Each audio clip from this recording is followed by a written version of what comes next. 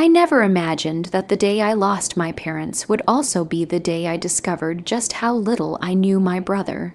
Our family was always close, so close that even now, thinking back, I struggle to separate love from betrayal. I remember the laughter, the small gestures of care, the way our parents' eyes sparkled whenever we all gathered for Sunday dinners. My brother, Daniel, and I shared those moments like anyone would, with teasing, laughter, and the occasional argument. But beneath it, I never suspected that jealousy and greed were quietly growing, like shadows waiting for the right moment to strike. Growing up, my parents taught us the value of honesty and family loyalty. They were both warm, loving people whose lives were devoted to giving their children not just material comfort, but moral grounding. I was always the sensitive one, the listener, the one who cried easily at a sad movie or for someone else's pain. Daniel, on the other hand, was ambitious, sometimes charming, sometimes manipulative, but always the go-getter in our parents' eyes. At first, I envied him, not knowing that envy was a two-way street. Looking back, there were subtle signs that Daniel's admiration for our parents often bordered on competition with me. He wanted to be seen as the favorite, the more capable, the one who would carry on the family legacy. I shrugged it off as sibling rivalry, as harmless ambition, but in truth, I should have paid more attention. Sometimes his eyes would linger too long on Dad's documents or Mom's letters. Sometimes a smile would vanish from his face when our parents praised me for something I did. But I was too naive, too trusting, to notice that those fleeting expressions were the first ripples of the storm that would later engulf our lives. When our parents fell ill, the bond between us felt even stronger. Daniel and I spent hours at the hospital, sometimes arguing over who would stay with them, who would take care of certain tasks. I thought those arguments were normal, part of our relationship, a balance of responsibilities, but Daniel began to take control in ways I didn't recognize. He organized bills, made appointments, and insisted on speaking with doctors and lawyers. I assumed he was just being responsible, being the older sibling. By default, but there was a certain insistence in his tone that now, in retrospect, feels more like ownership than care. Then came the day that changed everything, the day my parents passed away peacefully, leaving the world and their estate in our hands. Their will, meticulously planned, promised a fair division of assets between Daniel and me. I thought we'd grieve, mourn together, and honor their memory. I never imagined that Daniel saw it as an opportunity to claim what he believed was rightfully his, even at my expense. In the weeks following their passing, subtle things began to happen. Documents that were once on Mom's desk started disappearing. Daniel became increasingly evasive when I asked about details of the estate. "I'll handle it," he would say, brushing off my questions with a smile that no longer reached his eyes. Phone calls with lawyers that I was copied on were suddenly confidential, and I noticed how he spent long hours alone in his office. My gut began to churn, an unshakable feeling that something was very wrong. At first, I tried to ignore it. I told myself Daniel loves our parents as much as I do. Maybe he's just stressed, overwhelmed. But the instinct that had been growing in me, the instinct that something sinister was unfolding, refused to be silenced. I started paying attention to the little things, the receipts for bank transfers I hadn't authorized, the sudden change in the balance of joint accounts, the hurried deletion of files from family computer. It was like watching a storm brew just beyond the horizon, feeling the pressure in the air before the first drop of rain fell. Then came the first real sign, a meeting Daniel arranged with a lawyer, a routine update, he said. I wasn't allowed to attend. The secrecy felt unnatural, almost criminal. I had always believed in fairness, in transparency, in family trust. But Daniel's actions were breaking those sacred rules I thought we shared, rules our parents had taught us to live by. And it hit me, the terrible gut-wrenching realization that I had been blind. Daniel was not just ambitious. He was willing to betray me to claim what he wanted. He believed I would be too weak to fight, too loyal to our parents' memory to suspect him. He underestimated me. And that would be his first mistake. I spent nights lying awake, replaying our childhood, analyzing every small moment that now seemed tainted by his subtle manipulations. I remembered how he had always managed to twist situations in his favor, convincing Mom to let him take the car first, convincing Dad to let him handle investments, convincing everyone that he was the responsible, capable one. He had been building this power for years, while I naively assumed he was simply ambitious. I realized that the foundation of his betrayal had been laid long before our parents passed away, hidden behind smiles and familial warmth. The day arrived when I decided to confront the first signs head on. I began documenting every conversation, every oddity, every suspicious transaction. It wasn't just about money, it was about justice, about honoring the trust our parents had placed in us both. I didn't yet know how far Daniel had gone, but I knew one thing. I could not allow him to rewrite our family's legacy in secret. I had to fight even if it meant facing him, and even if it meant facing the painful truth that my other had betrayed me. Looking back, that was the beginning of a journey I never asked for, a journey filled with deception, heartbreak, and an awakening I hadn't expected. I realized then that life sometimes teaches you who your real allies are, and who your real enemies are even when they share your last name. After the funeral, the house felt emptier than ever, though the echoes of our parents' presence lingered in the air like a fragrance that refused to fade. I wandered through the rooms, touching the furniture, the walls, the photographs, almost hoping to feel them there, to hear Mom's soft laughter or Dad's teasing voice.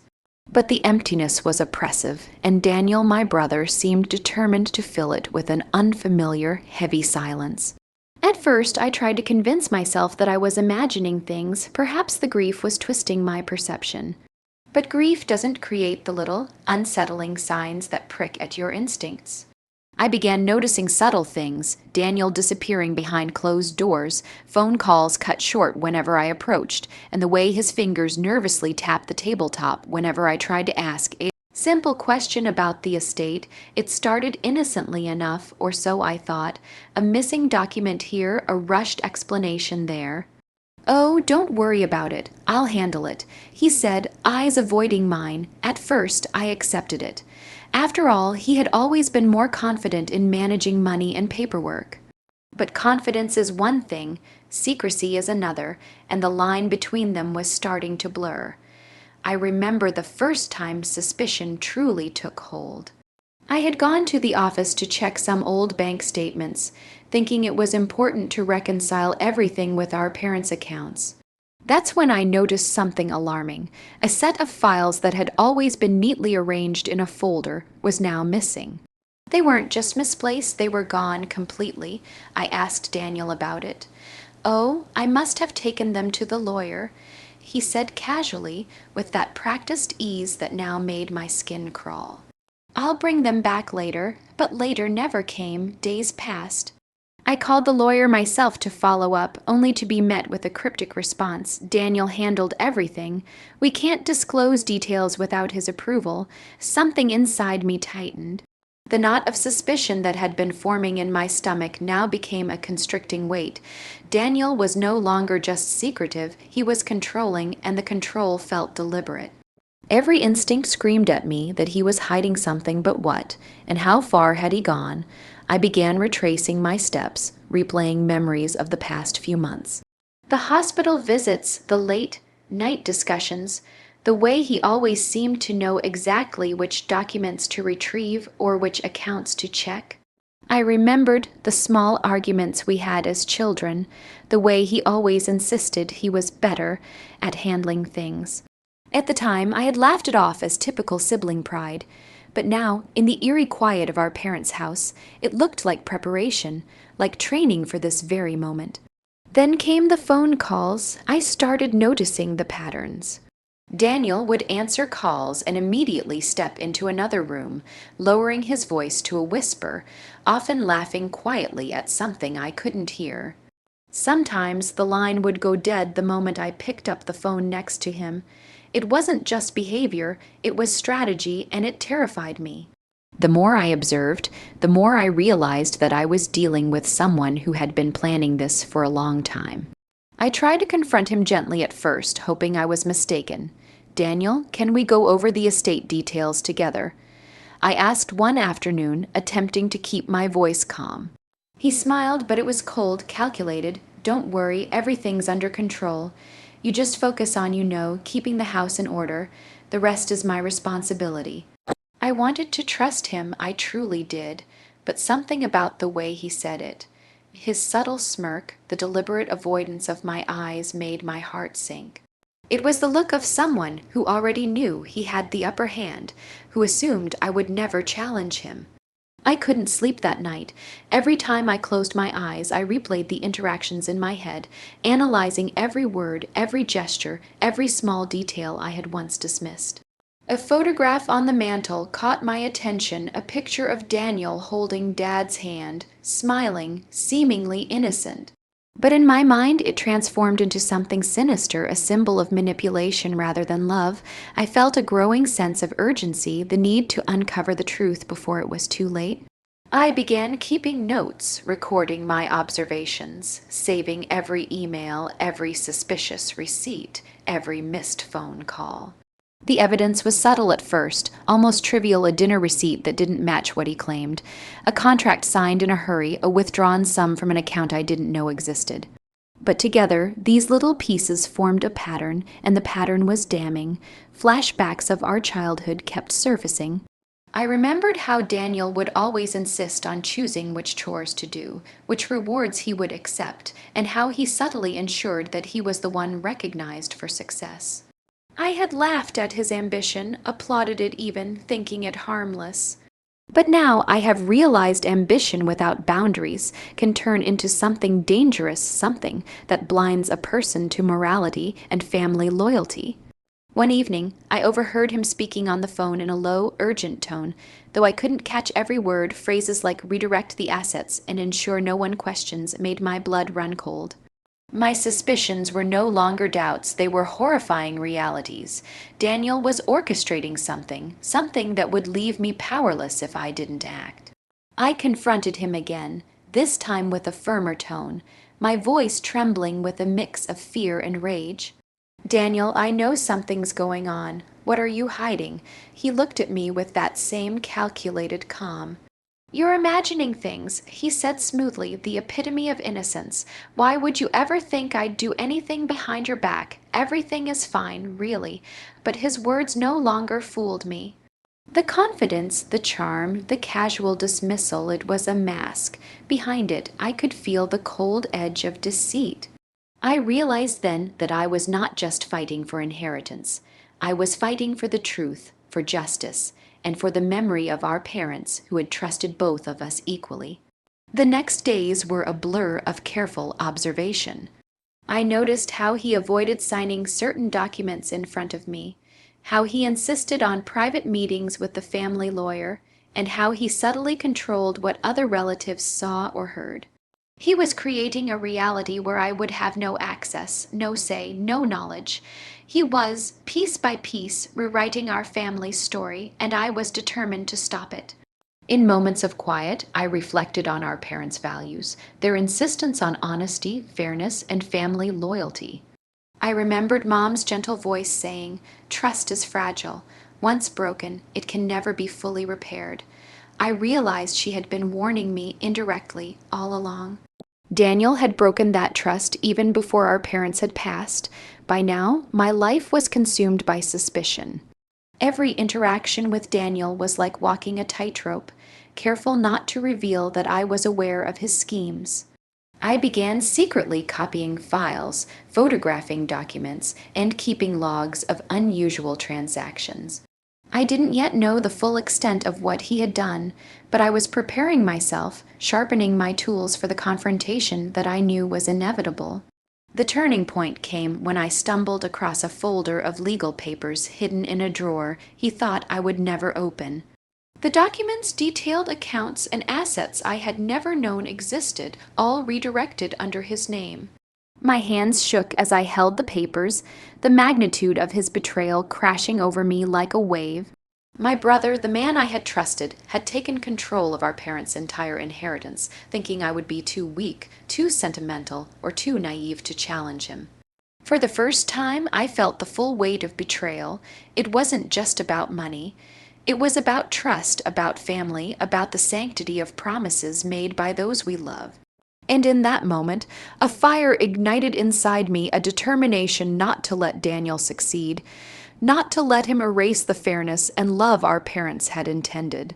That night, as I sat alone with the papers spread around me, I made a decision. I would uncover the full truth. I would gather every piece of evidence.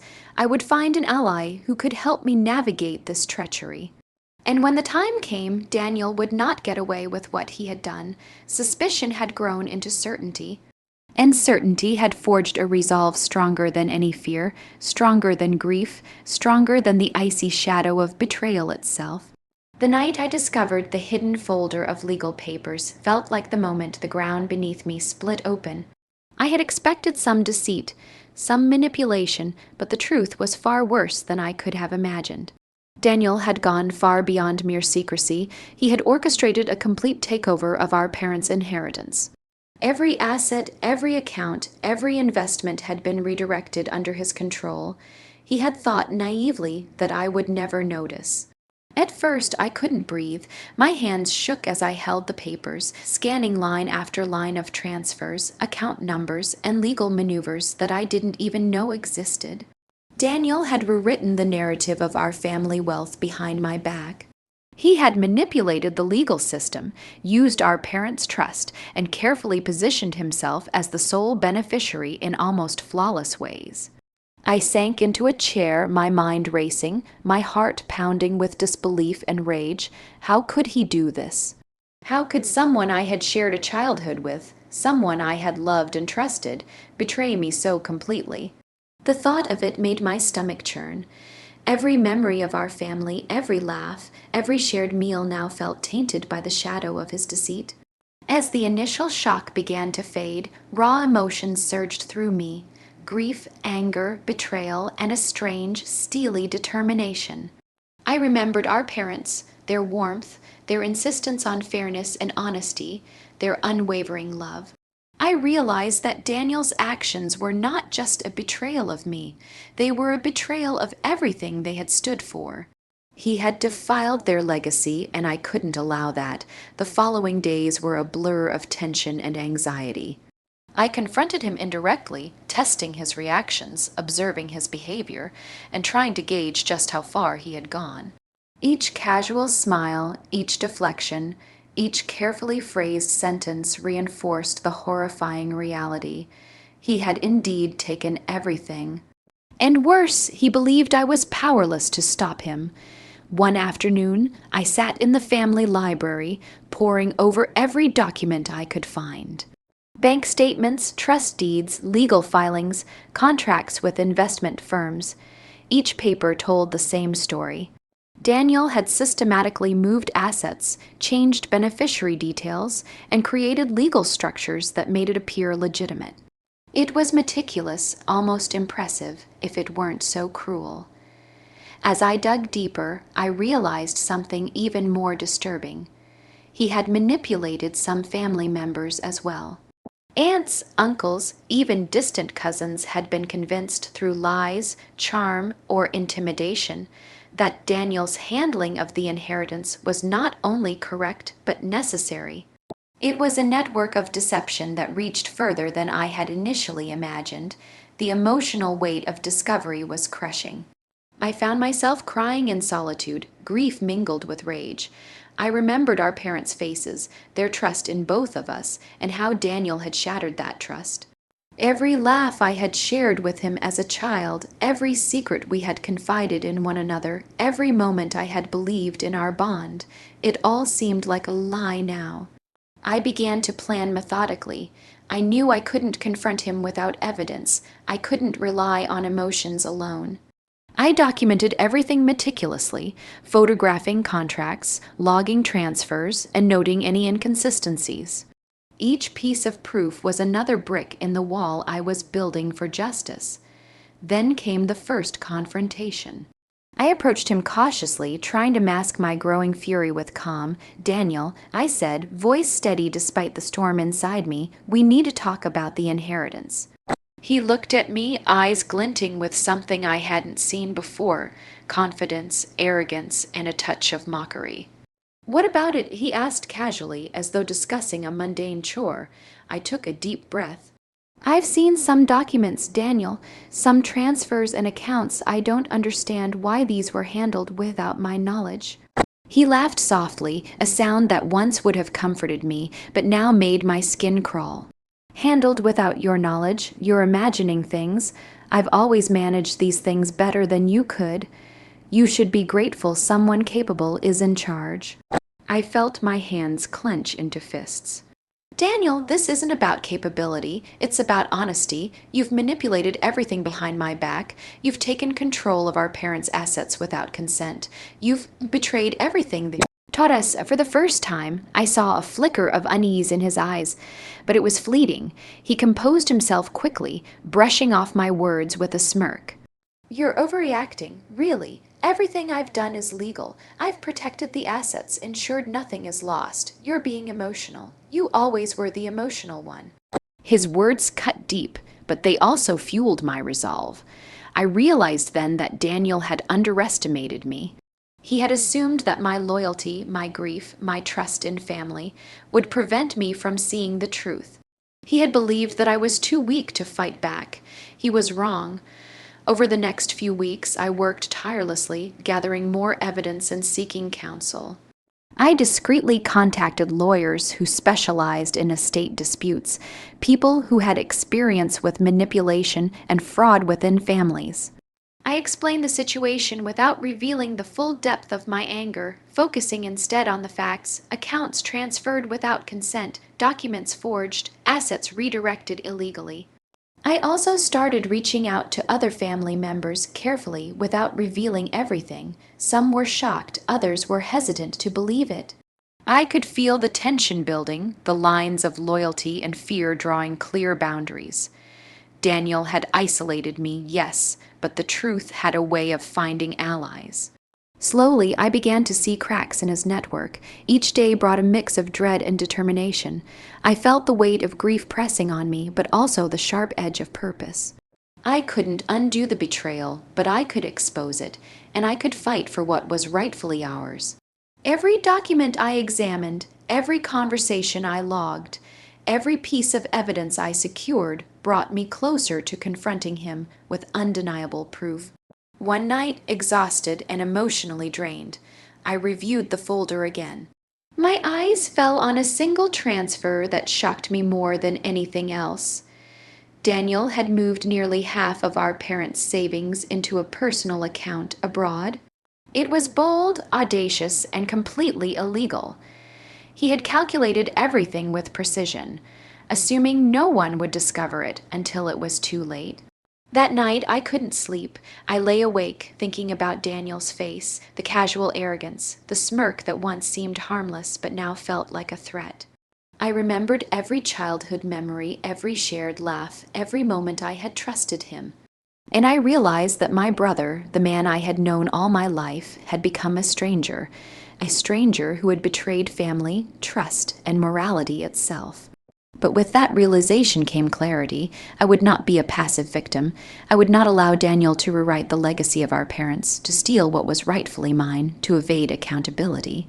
I knew the path ahead would be difficult, painful, and perhaps even isolating. But the fire that burned in me was unstoppable, fueled by love for our parents, by the betrayal I had endured, and by the unshakable belief that justice must be served. In the quiet of that night, I made a vow I would uncover the full extent of Daniel's deception, piece by piece. I would gather every scrap of evidence, every witness, every paper trail, and when the time came, Daniel would face the consequences of his actions. He had believed himself untouchable, but I was determined to prove him wrong. The discovery had shattered my illusions, but it had also forged a resolve I had never known. I was no longer just grieving a loss, I was preparing for a battle for truth, for justice, and for the honor of the parents who had entrusted us with their legacy. And in that moment, I knew that Daniel's reign of secrecy and deception was about to end. The weight of betrayal settled heavily on my shoulders. Daniel's actions had left me shaken, my trust fractured, and my grief twisted into anger.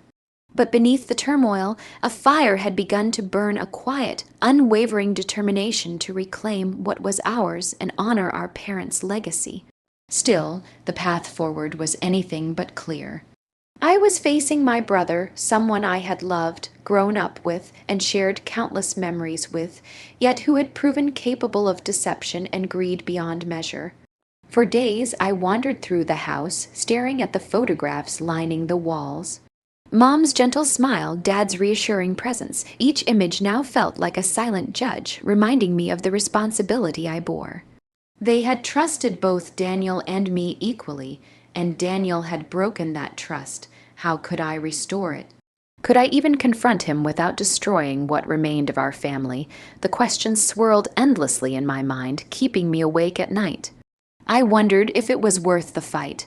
Legal battles were draining, emotionally and financially. Would I risk alienating family members, exposing long, hidden secrets, and potentially losing everything, even with justice on my side? The fear was real, gnawing at the edges of my resolve, whispering doubts. Maybe it's easier to let him have it. Maybe it's better to grieve in silence and move on. But then a memory struck me. I remembered Dad's voice, firm yet kind. Courage is not the absence of fear, but the choice to do what's right despite it. The words burned in my mind, a beacon cutting through the fog of uncertainty. Daniel had chosen deceit. I had a choice, to remain silent or to fight, and I would fight. I began by organizing everything I had discovered so far. Every document, every transfer, every suspicious meeting, every conversation where he had lied, I cataloged it meticulously. I created digital copies, photographs, and detailed notes.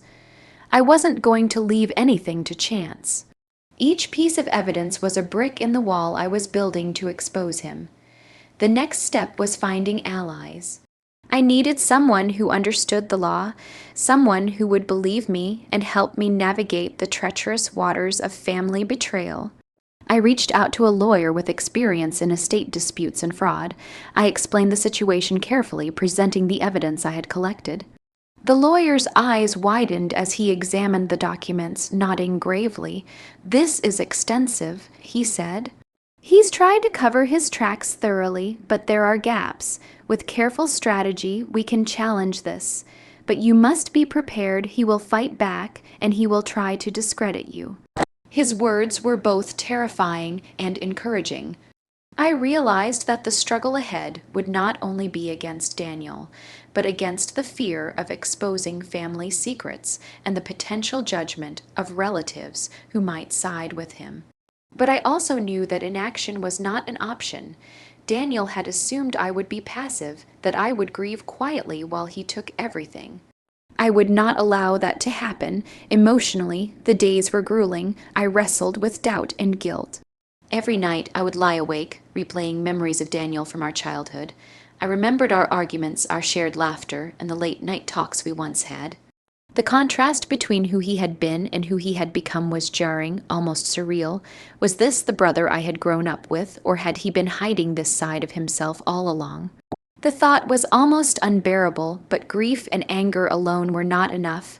I needed a plan, a meticulous strategy to gather more evidence, ensure my legal position, and confront him effectively. I began tracking his movements more closely, noting patterns in his meetings, phone calls, and financial transactions. I hired a private investigator discreetly to monitor the assets I suspected had been redirected abroad. I spoke carefully to family members, asking questions subtly, trying to gauge their awareness and potential support. Every step brought new revelations. Daniel had not just taken money. He had manipulated relationships, fostered fear, and created alliances that bolstered his control. It became clear that confronting him directly without preparation would be dangerous. He was clever, strategic, and unafraid to intimidate. The battle ahead would require patience, intelligence, and unflinching resolve. One evening, as I reviewed another set of documents, I felt the weight of isolation. Family members who had once seemed neutral now avoided me, afraid to take sides or be caught in the crossfire. Daniel had skillfully positioned himself as the responsible, capable sibling while painting me as overly emotional and reactive. It was infuriating, but it also clarified my path. I would need to be precise, patient, and unwavering. I created a timeline of all suspicious activities, cross-referencing transactions, meetings, and legal filings. Each anomaly was cataloged, forming a pattern that left little room for doubt. The enormity of Daniel's deception was staggering, but the evidence was undeniable. I could see the cracks in his armor, the points where his carefully constructed facade might falter. Emotionally, I alternated between despair and determination. Some nights I cried in solitude, mourning the betrayal and the innocence lost. Other nights I pored over evidence, fueled by the thought that justice was within reach. I realized that the struggle was as much internal as it was external. I had to confront my fear, my grief, and my desire for peace at the cost of justice. I also reflected on what justice meant. It wasn't just about reclaiming money or assets, it was about exposing deception, holding Daniel accountable, and honoring our parents' values. I wanted him to understand the magnitude of his betrayal, not through vengeance alone, but through undeniable truth and the consequences of his actions. As weeks turned into months, my plan solidified. I would wait until I had irrefutable evidence. I would secure legal allies and witnesses. I would gather family support where possible, and when the moment came, I would confront Daniel with clarity, precision, and unshakable resolve. In the quiet of the house, late at night, I rehearsed the confrontation in my mind. I imagined his smirk, his attempts to dismiss me, and my response calm, factual, and backed by evidence. I imagined the disbelief in his eyes when the truth became undeniable. I imagined the slow, inevitable unraveling of the deception he had worked so hard to maintain. Through it all, I reminded myself of why I was doing this, not for revenge alone, though the thought of it gave a fleeting satisfaction.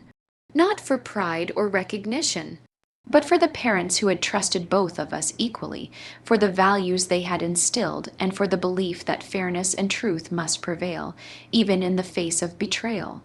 And yet, despite all the planning and preparation, fear lingered, fear of confrontation, fear of further deception, fear of losing family members to Daniel's manipulation. But I learned to channel that fear into strategy, letting it sharpen my focus rather than paralyze me. Slowly, the pieces were coming together, evidence cataloged, allies identified, legal pathways clarified. Family support gauged, my resolve strengthened. Daniel had believed himself untouchable, that I would remain passive, that grief and loyalty would keep me from challenging him. He had underestimated the depth of my determination, the intensity of my resolve, and the clarity of my purpose. I realized finally that the struggle was not just about reclaiming an inheritance. It was about asserting my voice, demanding accountability, and refusing to let deception define my family's legacy. The battle would be long, difficult, and emotionally draining, but it was necessary, and when the time came, Daniel would face the full weight of truth, and justice would be served. By the end of that month, I had a detailed plan, a timeline, and a network of support. I had cataloged every suspicious transaction, every missing document, every interaction that had raised alarms. I had aligned myself with legal professionals who believed in my cause, and I had steeled my mind for the confrontation that would inevitably come. The struggle was far from over, but for the first time I felt a sense of control. Daniel's manipulation, secrecy, and arrogance were formidable, but not invincible. I was ready to fight, ready to expose the truth, and ready to claim the justice that had been denied to me and our parents. As I closed the files and prepared for the next steps, I felt a strange calm amidst the storm. The battle for justice was only beginning, but I would not falter. The betrayal had ignited a fire that would not be extinguished, a determination that would not waver, and a resolve that would see Daniel's deception brought to light. And in that moment, I knew with absolute certainty the time for planning and struggle would soon give way to action. The confrontation was coming. Daniel's reign of deceit was about to be challenged, and nothing, not his arrogance, not his manipulation, not his confidence, would stop the truth from emerging. The day of confrontation arrived with a tension that felt almost tangible. I had spent weeks preparing evidence meticulously organized, legal allies briefed, and every possible scenario rehearsed in my mind. My heart pounded with a mixture of fear, anticipation, and righteous anger. This was it, the moment where everything would come to light, the point at which I would finally face Daniel and demand accountability. I found him in the office, seated behind his polished mahogany desk, the afternoon sunlight glinting off the glass awards he had so carefully displayed. He looked up as I entered, that same confident smirk I had grown to loathe stretching across his face. "Ah," he said, leaning back in his chair, "I was wondering when you'd gather the courage to confront me." I took a deep breath, holding the folder of documents close to my chest. "Daniel, this ends today," I said, voice steady despite the storm inside. "I know what you've done. I know how you manipulated the inheritance, redirected assets, and lied to everyone, including me." For a moment his smirk faltered. A flicker of unease passed through his eyes, but it was gone in an instant, replaced by a facade of calm. "Manipulated, redirected assets. You sound like a child reading from a conspiracy theory," he replied, voice smooth and mocking. "I've acted responsibly. Everything is above board. You're overreacting." I stepped closer, laying out the folder on his desk. "These are not theories, Daniel. These are facts. Transfers you made without consent, accounts moved under your name, legal documents forged to hide your actions. You've betrayed Mom and Dad's trust. You've betrayed me, and you're going to answer for it." He leaned forward, his face a mask of calculated amusement. "Oh, come on. You've always been the emotional one. Did you think you'd understand the complexities of handling wealth and family responsibilities? You were always too weak to manage these things." His words cut deep, but they also fueled my determination. Weak, I shot back, voice rising with controlled fury. "Weak, you think betraying your family, manipulating everyone, and stealing what isn't yours makes you strong. That makes you a coward. You preyed on trust because you thought I'd be too sentimental, too loyal to our parents to fight, but you underestimated me. You underestimated what justice looks like." For the first time, I saw him hesitate. The smirk flickered. He leaned back in his chair, eyes darting to the folder, then away, as if trying to maintain control over a situation slipping through his fingers. What do you intend to do with this?" he asked cautiously. I opened the folder, spreading the documents across the desk. "I intend to hold you accountable. I've documented every transaction, every forged signature, every hidden account. Lawyers are reviewing everything. Witnesses are ready. The truth is undeniable.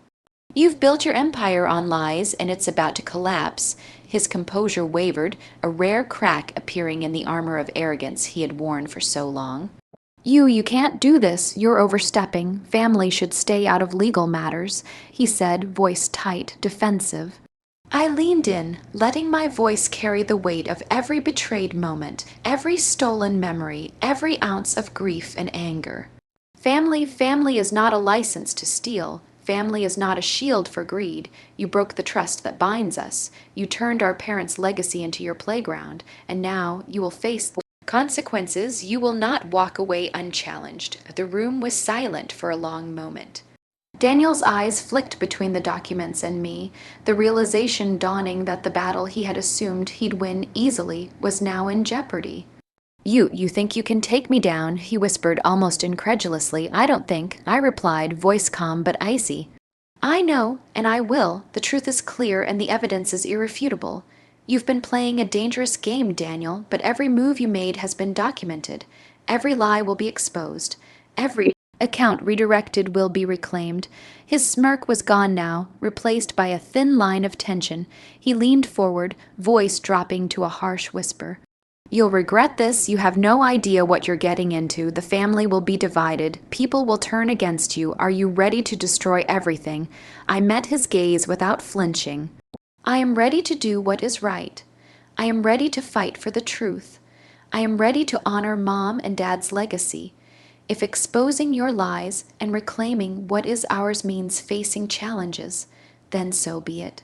I will not be intimidated, I will not be silenced, and I will not back down. For the first time, I saw fear in his eyes, subtle but undeniable. He had always relied on his confidence and manipulation to control outcomes, but now the narrative was shifting. The evidence, the careful documentation, and my unwavering resolve were forces he could not easily dismiss. You think you've won already?" he asked, voice tight, almost panicked. "I haven't won yet," I admitted. "But the tide is turning. Your arrogance, your deception, they've left a trail, and that trail will lead to accountability. You've underestimated the strength of someone who is fighting for justice. Not just revenge, and that someone is me." He ran a hand through his hair, a gesture of frustration I had never seen before. "You don't understand. Everything I did was for the family. I protected the assets, ensured nothing was lost. You're tearing us apart over money." I shook my head. "It's never been about money. It's about integrity. It's about fairness. It's about not letting betrayal go unchallenged. You used greed as a weapon, Daniel, and now you'll see that actions have consequences." The confrontation stretched on, tense and electric. Words were weapons, emotions a battlefield. Each time he tried to dismiss or belittle me, I countered with evidence, facts, and unwavering truth. Slowly, I began to see the cracks widen, hesitations, slips, micro-expressions revealing guilt and fear. Then came the moment that changed everything. I presented a series of bank transfers, clearly showing the redirection of funds to accounts under his sole control. I had traced the paths meticulously, each step documented and verifiable. "Look at this, Daniel," I said, laying the evidence across the desk. "This is your trail. This is the proof of your deception. You can't spin this, you can't deny it, and you can't escape it." His face paled. He shuffled papers nervously, his confidence unraveling under the weight of undeniable truth. You've been gathering all this," he stammered, voice cracking. "Yes," I replied calmly, "I have, and this is only the beginning. The lawyers are ready. Witnesses are ready. The full extent of your manipulation will be exposed, and justice will be served." For a moment he sat in stunned silence, the reality settling in. The smirk was gone, replaced by a tight jaw and flickering eyes that betrayed his panic. He had believed himself untouchable, the master of manipulation, but now he realized he had miscalculated. He had underestimated the combination of truth, evidence, and the determination of someone who refused to be silenced. You'll regret this," he muttered almost to himself. I leaned back, voice steady and firm. "Regret belongs to those who betrayed, Daniel. Justice belongs to those who uphold truth. You chose betrayal. I chose accountability. This ends now." In that room, the confrontation reached its climax. The tables had turned. Daniel, the manipulative, arrogant sibling, was forced to confront the reality of his actions. He could no longer hide behind charm, fear, or deceit. The evidence was undeniable, the resolve unshakable. The path ahead would be difficult, but for the first time I felt the power of truth on my side. As I left the office that day, documents in hand, a strange mix of relief and anticipation washed over me. The confrontation had shaken him, exposed his vulnerability, and set the stage for the next phase, the legal and moral reckoning that would finally restore justice. For the first time since discovering the betrayal, I felt the faint glimmer of hope. Daniel's deception, so meticulously crafted, had begun to crumble. And I knew with unwavering certainty that the battle for justice was now truly underway. The confrontation with Daniel had left a lingering tension in the house, an almost tangible shift in the balance of power. For the first time, I sensed uncertainty in him, a crack in the mask he had worn so confidently for years. But confrontation alone was not enough. The fight for justice had only begun in the next stage. The legal and moral reckoning demanded patience, strategy, and unwavering resolve.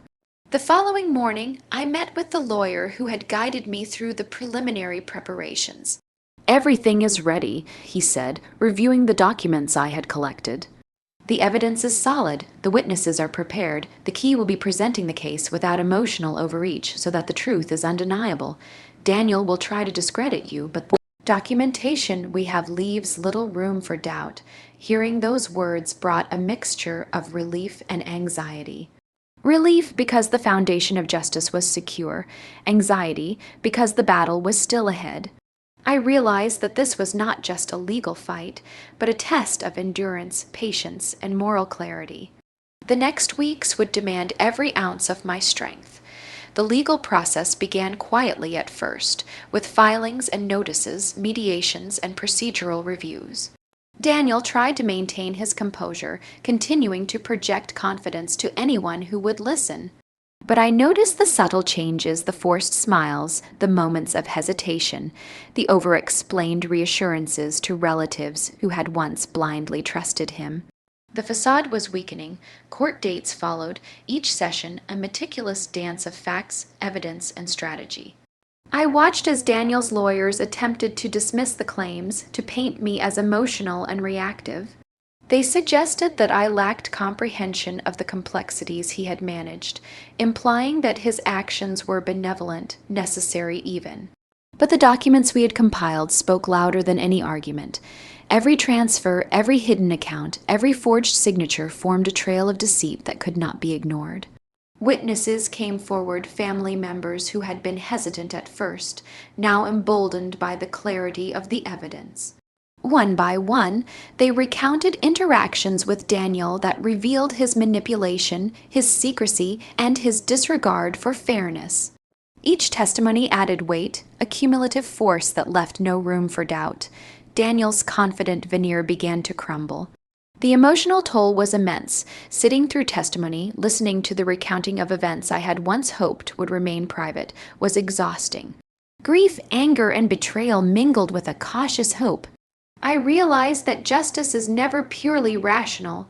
It carries the weight of emotion, of human relationships stretched to their limits, of the raw consequences of deceit.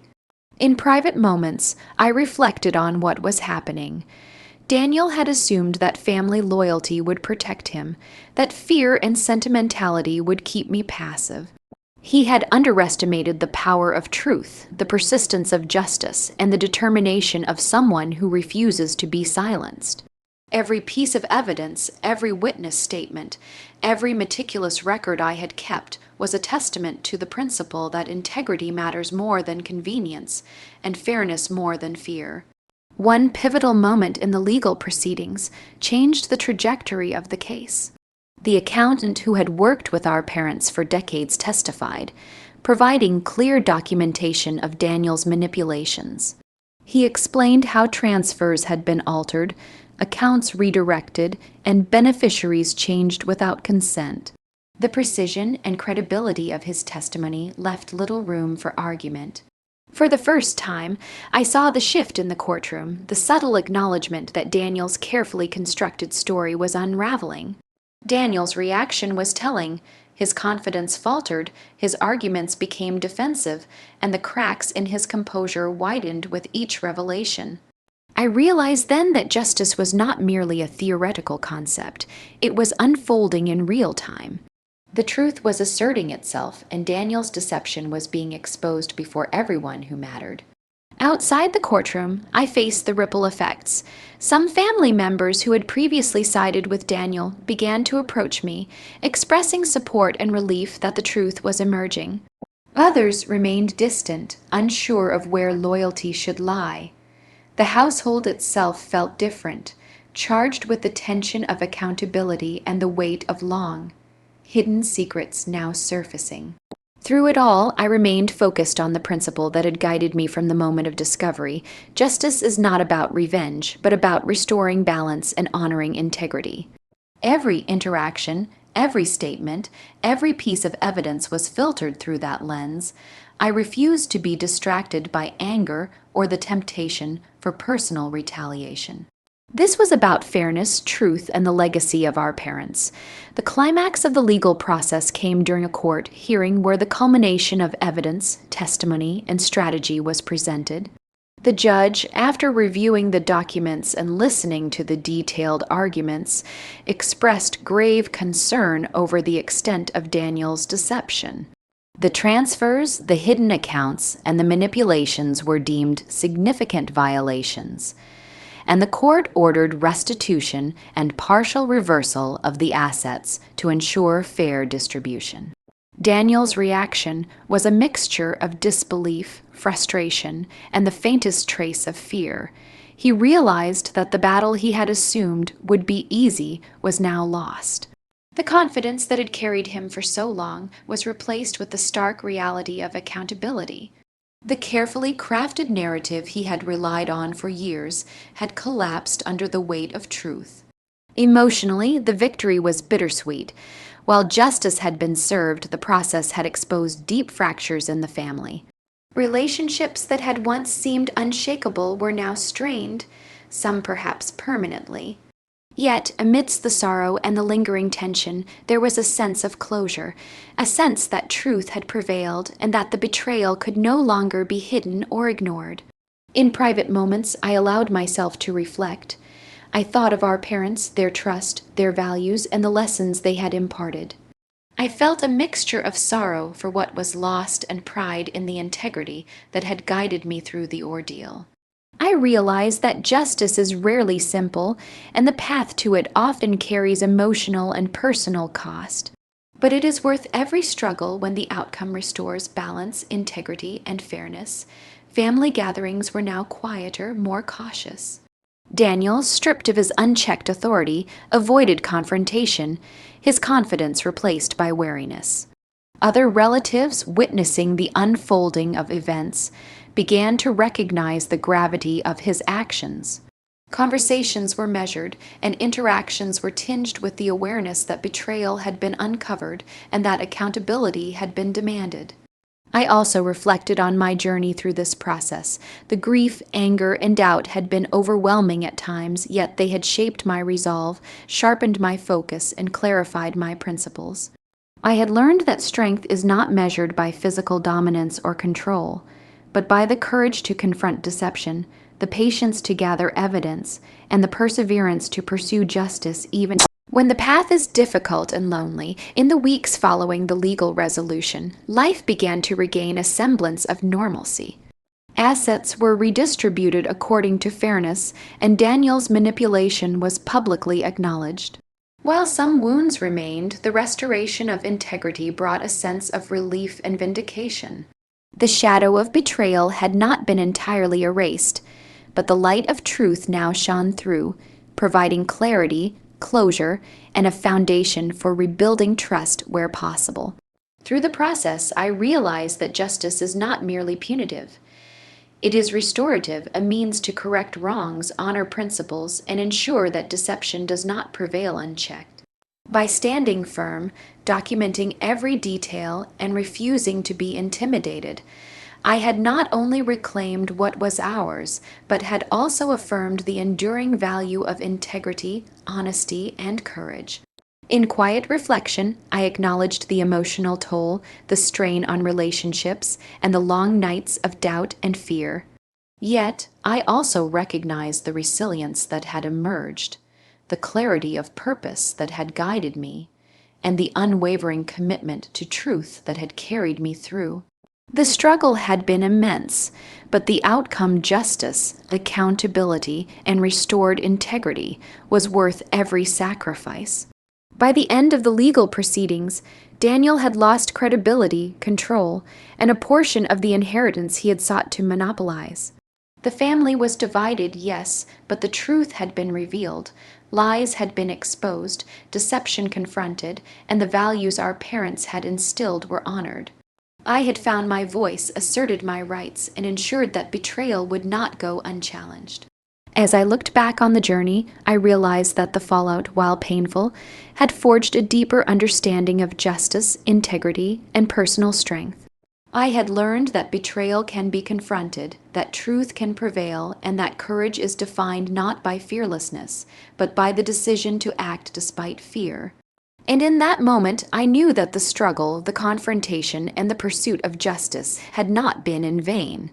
Daniel's actions had been exposed, accountability had been demanded, and the legacy of our parents, once threatened by greed and deception, was preserved through unwavering resolve, meticulous preparation, and the unyielding pursuit of truth. The storm had passed, the confrontation, the legal battle, the emotional turmoil. They were behind me now. In their place was a quieter, more contemplative existence, a space where I could reflect on the journey, the betrayal, and the truths that had emerged. The experience had changed me, reshaped my understanding of family, trust, and the power of standing firm for what is right. As I sat in the living room, the sunlight streaming through the windows, I allowed myself to remember the parents who had raised me.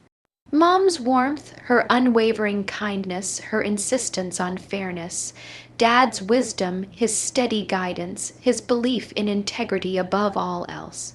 They had instilled in me values that Daniel had chosen to disregard, and in the end, it was those very values that had guided me through the darkest moments of deception and betrayal. The first lesson I carried with me was the undeniable power of truth. Truth, I realized, is not merely a passive concept, it is an active force. It demands courage, patience, and vigilance. It requires meticulous attention, the willingness to observe details, and the persistence to follow every thread until the full picture emerges. In exposing Daniel, I had seen truth work its way through deception, unraveling lies and restoring balance. Truth, I understood, is both shield and sword. It protects the innocent, exposes the guilty, and guides those who choose to act with integrity. The second lesson was the complex nature of trust. Trust is not unconditional, it is earned, nurtured, and maintained through consistent honesty and integrity. Daniel had betrayed trust not once, but repeatedly, under the guise of familial loyalty and responsibility. His actions demonstrated that blood ties alone do not guarantee loyalty, and that trust, once broken, must be confronted and, where possible, rebuilt carefully. I learned that protecting one's integrity sometimes requires difficult choices, including holding loved ones accountable. I also reflected on the nature of strength. Strength is often misunderstood as dominance, control, or the ability to assert oneself over others. But true strength, I realized, lies in resilience, moral courage, and the ability to act with clarity in the face of fear and uncertainty. The struggle against Daniel had tested every facet of my strength, emotional, intellectual, and moral. It had demanded patience, meticulous planning, and unwavering resolve. And through it all, I discovered that the strength to act ethically and courageously is perhaps the most formidable power of all. Another lesson emerged from observing Daniel's unraveling. Arrogance and deception may provide temporary advantage, but they are fragile. A foundation built on lies and manipulation will inevitably crack under the weight of truth and accountability. Watching him confront the consequences of his actions, I saw that unchecked greed, cruelty, and selfishness ultimately lead to isolation, distrust, and loss. Justice, though sometimes delayed, has a way of asserting itself when deception is challenged by integrity. Family, I realized, is both a source of deep support and potential conflict. Relationships are not immune to human flaws. Jealousy, greed, fear, and resentment can strain bonds even in the closest of families. Yet, the experience taught me that family is also capable of resilience, reconciliation, and growth when confronted with honesty, accountability, and transparent communication. I learned that maintaining integrity within family dynamics sometimes requires difficult confrontation, but that such confrontation can also restore balance and create a foundation for healthier interactions in the future. Emotionally, the journey left scars, but it also left wisdom. I had confronted grief, anger, betrayal, and fear, and emerged with clarity and resolve. I had learned to navigate the turbulence of emotion without being controlled by it, to channel anger into purposeful action, and to transform grief into motivation for justice. These lessons, I understood, were as valuable as any legal victory. They were a roadmap for life, guiding me toward ethical decision-making and personal resilience. I also reflected on the role of patience and strategic thinking. The confrontation and legal battle were not spontaneous. They required careful preparation, detailed documentation, and thoughtful planning. I realized that justice, like any meaningful endeavor, cannot be rushed. It demands discipline, foresight, and the ability to anticipate obstacles. Acting hastily in the face of betrayal can lead to mistakes, but measured, deliberate action can create outcomes that are both fair and enduring. In this reflection, I understood the deeper moral of the journey: accountability matters. Those who act unjustly must be confronted, not merely for retribution, but to restore balance, affirm principles, and honor those who have been wronged. Daniel's reckoning was not about vengeance. It was about fairness, integrity, and ensuring that deception does not prevail unchecked. This understanding, I realized, would guide me not just in family matters, but in every aspect of life where truth and integrity are challenged. The experience also deepened my empathy and understanding of human complexity.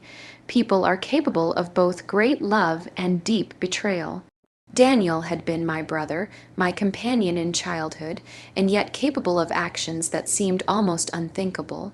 Understanding this duality allowed me to approach the situation with a mix of resolve and measured compassion, not excusing his actions, but recognizing that human behavior is rarely simple. This awareness added nuance to my understanding of justice and morality. As time passed, I noticed subtle shifts within the family. While some wounds could never fully heal, the revelation of truth and the assertion of justice created a space for reflection, dialogue, and, in some cases, reconciliation. Relatives who had been confused, fearful, or complicit began to reassess their own choices and loyalties. The narrative of deception, once hidden, had been replaced by a narrative of accountability and clarity. Through it all, I found a renewed sense of purpose. I understood that life will inevitably present moments of betrayal, injustice, and moral challenge. How one responds defines character, integrity, and ultimately, legacy. Standing firm, acting ethically, and pursuing justice even when it is difficult, emotionally taxing, or seemingly impossible, creates a foundation of strength and respect that endures beyond immediate conflict. In private reflection, I thought about the legacy of my parents. They had taught me the value of honesty, integrity, and fairness.